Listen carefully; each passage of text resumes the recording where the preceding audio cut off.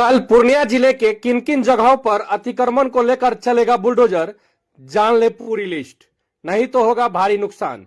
इस लिस्ट में जैसा कि देखा जा रहा है, पूर्णिया जिला के बायसी अनुमंडल के नगर पंचायत बायसी में लोगों को अतिक्रमण खाली करवाने की नोटिस दे दी गई है, जिसमें देख सकते हैं कि समय 3 तारीख अंतिम तिथि तक खाली करने का आदेश दिया गया है। अन्यथा 4 को फिर से बायसी नगर पंचायत में बुलडोजर चलना प्रारंभ हो जाएगा और अतिक्रमण मुक्त कराया जाएगा।